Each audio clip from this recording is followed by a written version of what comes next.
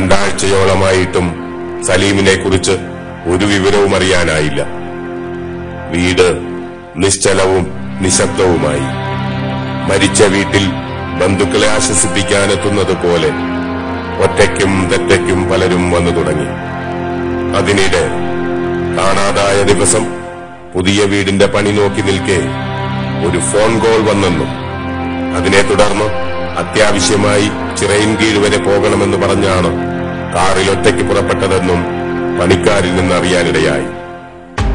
ആ വിവരത്തിനു പിന്നാലെ police cyber cell വഴി സലീമിന്റെ ഫോണിലേക്ക് ആ ദിവസം വന്ന കോളുകൾ പരിശോധിച്ചു. അയാൾ പണിതീരാത്ത വീട്ടിൽ നിന്നും പുറപ്പെടാനിടയായ കോളായിരുന്നു അയാളുടെ മൊബൈലിലേക്ക് വന്ന അവസാനത്തെ കോളെന്ന് മനസ്സിലാക്കാനായി. ആ മൊബൈലിലേക്ക് പോലീസ് വിളിച്ചെങ്കിലും കണക്ഷൻ കിട്ടിയില്ല. എന്നാൽ അതാരുടെ ഫോണാണെന്നും ആരാണ് സലീമിനെ അവസാനമായി വിളിച്ചതെന്നും പോലീസിന് പിടികിട്ടി. ശരി, സലീമിനെ കാണാതാവുന്നതിന് മുൻപ് തന്നെ വീടിന്റെ പുരയിടത്തിൽ കക്കൂസ് മാലിന്യങ്ങൾ നിറയ്ക്കാനെന്ന പേരിൽ കുഴിയെടുപ്പിച്ച ഷെറീഫ്.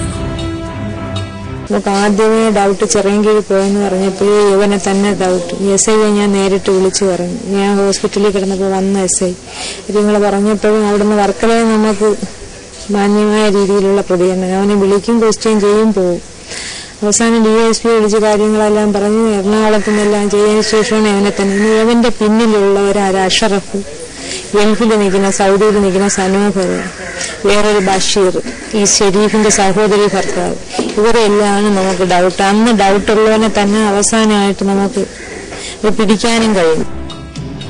എന്നാൽ ഈ സമയത്തൊക്കെ ഷെരീഫ് നാട്ടിലും വീട്ടിലും തന്നെയുണ്ട്. പല ദിവസങ്ങളിലും അയാളും സലീമിന്റെ മറ്റു സുഹൃത്തുക്കളും ചേർന്ന് സലീമിന്റെ വീട്ടിലെത്തി വീട്ടുകാരെ ആശ്വസിപ്പിക്കാൻ ശ്രമിച്ചിട്ടുണ്ട്. അതിനുശേഷം 2 ദിവസം കഴിഞ്ഞ് ഇവിടെ വന്ന് ഇവർ ഈ ഷെരീഫും ഈ സഹീറും കൂടെ ഇവിടെ വന്ന് അല്ലോ ഞങ്ങൾക്ക് ഇത്രയും വിഷമമുണ്ടായി, നിങ്ങൾ പെറ്റെന്നേ ഉള്ളു, ഞങ്ങൾക്കാണ് ഇത്രയും വേദന, അവനെ കൊണ്ടാണ് ഞങ്ങൾ ജീവിക്കുന്നത്, അവനെ തിരിഞ്ഞു കൊണ്ടുവരാൻ പള്ളികളിലും ക്ഷേത്രങ്ങളിലും ഒക്കെ പോയി നേർച്ചകളിൽ ചേർന്ന് കൊണ്ടുവരാമെന്നും പറഞ്ഞാൽ ചോറ് വാങ്ങിച്ചു തിന്നും കൊണ്ടാണ് പോയത്. നമ്മളൊരു സമാധാനമൊക്കെ പറഞ്ഞ് അവൻ മാത്രം വന്ന് ചോറൊക്കെ തന്നിട്ട് മോനിന്റെ അന്ന് ഇവർ രണ്ടുപേരും കൂടെ വന്ന് ഇവിടെ ഇരുന്ന് ഞാൻ കിടന്നടിക്കുകയും വിളിക്കുകയും ചെയ്തപ്പോൾ എന്നെ ഒരുപാട് കാര്യങ്ങൾ പറഞ്ഞ് പിന്നെ സമാധാനപ്പെടുത്തി. ഉമ്മ പ്രസവിച്ചെന്നേ ഉള്ളു, നമുക്ക് അത്ര സ്നേഹം തന്ന് സലീമാക്കാണ്, അള്ളാഹെ കഴിയ സലീമാക്ക. ഞാൻ ആട്ടോയും വണ്ടി ഡ്രൈവറും ഒക്കെ ആയിരുന്ന എന്നെ സലീമാക്ക സനോഫർ കൊണ്ടുപോയി ഈ തരത്തിൽ സലീമാക്കാരെ പണമാണ് ഞങ്ങൾക്ക് തന്നെ ഈ തരത്തിലായത്. വീടില്ലായിരുന്നു, ഇപ്പൊ നമ്മള് സലീമാക്കാരെ കെയർ ഓഫിലൊരു വീട് വയ്ക്കുന്നത്. പിന്നെ ഒരു വണ്ടി 3.5 ലക്ഷം രൂപ കൊടുത്ത് ബാക്കി CC ഇട്ടൊരു വണ്ടി എടുത്ത് നിന്ന് പിന്നെ നമ്മളെ ഇത്രയും ഇതാക്കിയ സലീമാക്ക ഒരു ഇറമ്പിനെ പോലും നോവിച്ചിട്ടില്ല. ആ സലീമാക്ക ആരും ഒന്നും ചെയ്യില്ല. സലീമാക്കാക്ക് അവിടെയും ഇവിടെയും ലോകത്ത് ആരും ഒരു വിരോധികളില്ല.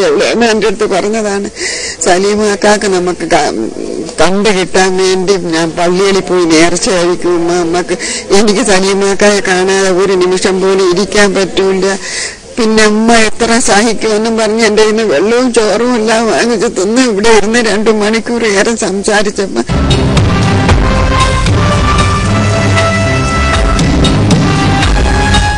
ഷെരീഫാണ് അവസാനമായി സലീമിന്റെ ഫോണിലേക്ക് വിളിച്ചത് എന്നറിഞ്ഞിട്ടും ലോക്കൽ പോലീസ് സ്റ്റേഷൻ ഷെരീഫിനെ അല്പം ഉദാസീനമായിട്ടാണ് സമീപിച്ചതെന്ന് പരാതിയുണ്ട്.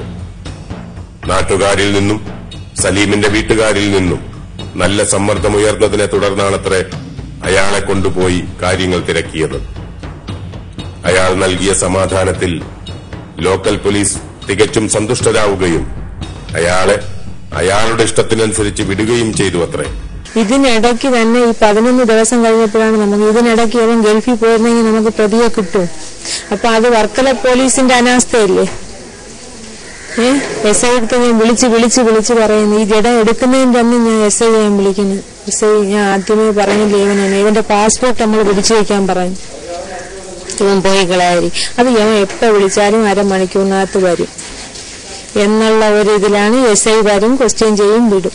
ഗൾഫിലുള്ള ഒരാളിനെയും കൂടി ഇതിൽ നാട്ടിൽ കൊണ്ടുവരണം. ഇവന്റെ മാമ എന്ന് പറയുന്ന ഒരു അഷറഫുണ്ട്, ഇപ്പൊ ഹോസ്പിറ്റലിലാണെന്നാണ് നമ്മളെ അറിവ്. അവർ എന്ത് വില കൊടുത്തും പ്രതിയെ പുറത്തിറക്കാൻ വേണ്ടി ശ്രമിക്കുന്നുവെന്ന് നമ്മൾ അറിയുന്നു.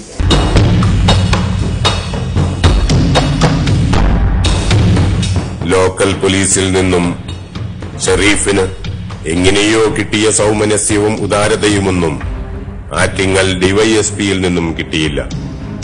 കേസ് സലീമിന്റെ വീട്ടുകാരുടെ ആവശ്യത്തെ തുടർന്ന് ഏറ്റെടുത്ത ഉടനെ തന്നെ ഒരുപക്ഷെ ചോദിക്കേണ്ട പോലെ ചോദിച്ചതുകൊണ്ടാകാം ഷെരീഫ് ഉള്ള സത്യം പറഞ്ഞു. അവസാനമായി സലീമിന്റെ ഫോണിലേക്ക് വന്ന കോൾ എന്റെ ഫോണിൽ നിന്നും പോയതാണ്. പക്ഷേ ഈ 2 ഫോണുകളും ഇനി കിട്ടാനിടയില്ല.